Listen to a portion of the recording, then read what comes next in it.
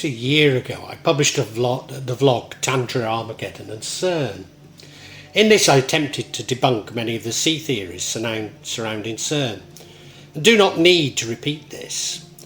I did, however, suggest that with an expanding universe, maybe we would never find the fundamental particle, or more precisely, that we keep finding even smaller fundamental particles. Well, what has the recent discovery at CERN changed? To the scientists at CERN, quite a lot, but to the common man, probably very little. This hasn't prevented a plethora of vlogs on this platform predicting forthcoming Armageddon, or that CERN have provided proof of extraterrestrial interference in our universe.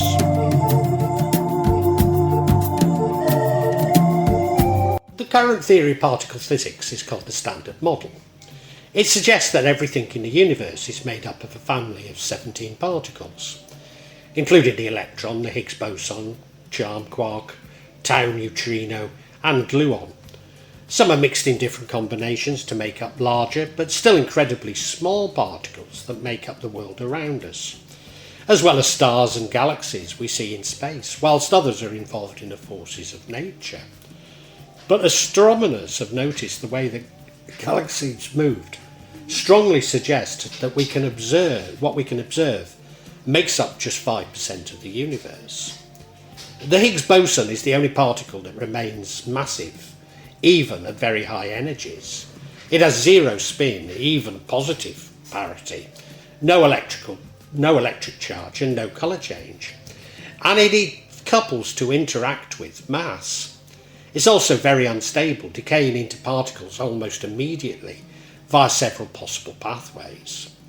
Quantum field theories based on gauge invariance have been used with great success in understanding the electromechanic and strong forces. But by around 1960, all attempts to create a gauge invariant theory for the weak force and its combinations with electromagnetic force, known as electro-weak interaction, have consistently failed. The problem of symmetry requirements for these forces incorrectly predicted the weak forces gauge bosons, W and Z, have zero mass, or that's particle rest mass. But experiments show that W and Z gauge bosons have non-zero rest mass. Physicists recently measured the mass of the Higgs bosons to be 125, I guess that's GeV, with a precision of 0.5 GeC, an uncertainty of roughly 0.1%. To get these results, physicists combined data from two very different, very accurate measurements. One measurement looked at the decay of the Z bosons, which subsequently decay into electron or meson pairs, and the other focused on decay of two photons. W and Z bosons are vector bosons. They are together known as weak bosons, or more generally as the intermediate vector bosons. Before 2022, measurement of the W boson mass appeared to be consistent with the Standard Model. In April 2022, a new analysis of the data obtained by Fermilab Tevatron collider determined the mass of the W boson to be 80,433 to plus or minus plus MeV. This is a 7 standard deviation above the predictions that predicted by the Standard Model. In other words, very unlikely. Despite being inconsistent with the Standard Model, the measurement is also inconsistent with previous measurements such as Atlas, a part of CERN. This suggests that either the old or new measurements, despite all precautions, have an unexpected systematic error, such as an undetected quirk in the equipment. In 2023, the Atlas experiments released an improved measurement for the mass of the W boson at 80,360 plus or minus 16 MeV, which aligned with the predictions from the Standard Model. Z bosons only decay into mesons in about 70% of the time it did electrons, when a model suggested that they should be even. This is because they are essentially the same as muons. Although essentially the same as muons, they are 200 times heavier, but mass should not affect the transformation rate. The bottom quark, beauty quark or B quark, is an elementary particle of the third generation. The combining of high mass and low transition rate gives experimental collision byproducts containing the bottom quark a distinctive signature that makes them relatively easy to identify. For this reason, muons containing the bottom quark are exceptionally long-lived for their mass. It has an average lifespan of 1.5 trillionths of a second, which is exceptionally long-lived, but the decay did not follow the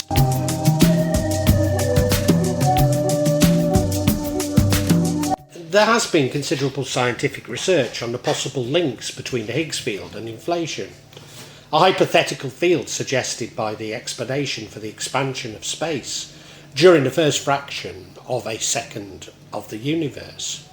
Some theories suggest that the fundamental scalar field may be responsible for this phenomenon.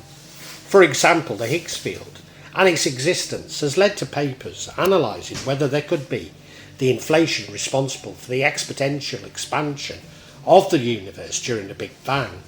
Such theories are tentative, but may be viable if combined with additional features, such as large non-mimical coupling, a Brans-Dicker scalar, or other new physics, and they have received treatments suggesting that Higgs inflation models are still of interest, at least theoretically. The inflation causes new universes to be rapidly being created, and the Higgs boson mass is different within the multiverse. Those with high mass catastrophically collapse before they can grow, and those with low mass survive to the development of galaxies and stars. They may be so small that they have been undetectable. This would support theories of parallel universes, which have been extrapolated to include alien life. I was going to suggest that the Big Bang theory had been disproved by the James Webb Space Telescope. Then I found that the James Webb Space Telescope has not disproved the Big Bang, despite an article that went viral with mischaracterised quotes from a astrophysicist to create a false narrative that the Big Bang didn't happen. Cosmology's standard model describes how the first galaxies were formed through a hierarchical process, involving small clouds of gas and clusters of stars coming together to form larger galaxies.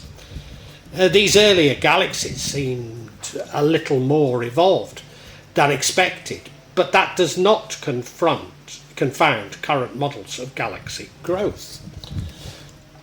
But the James Webb Space Telescope observations support the Big Bang model, showing that the first galaxies were smaller and grew larger over time.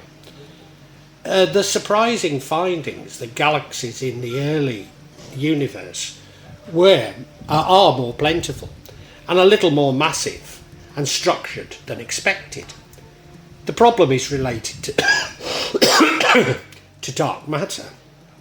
Under the standard model of cosmology, dark matter collapsed into gargantuan clumps known as halos with the first few 100 million years of the universe.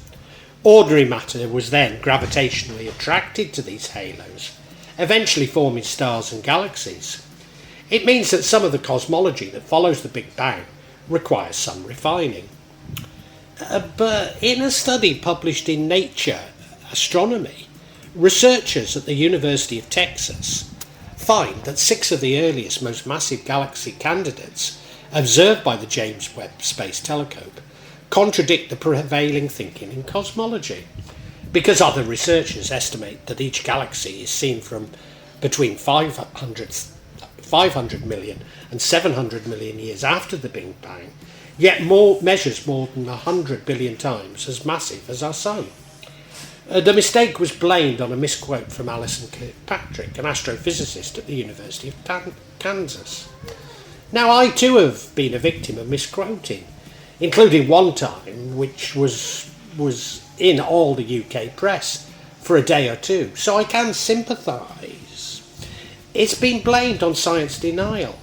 Although science denial has existed as long as science, in recent years it seems to have grown more pervasive, maybe encouraged by the social media, but presumably also by nature astronomy.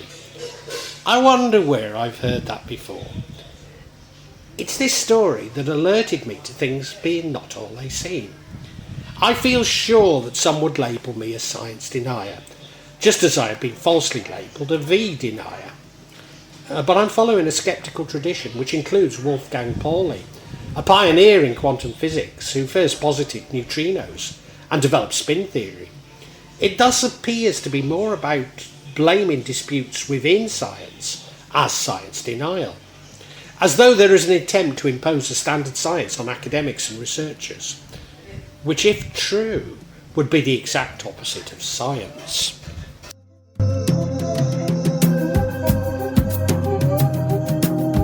Some of the universe could be made up of ghost or hidden particles.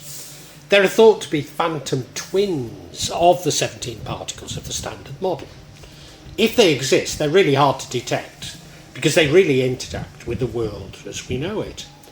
Like ghosts, they pass straight through everything. They can't be detected by any earthly device. But the theory is that ghost particles can, very rarely, disintegrate into standard model particles. And these can be picked up by detectors.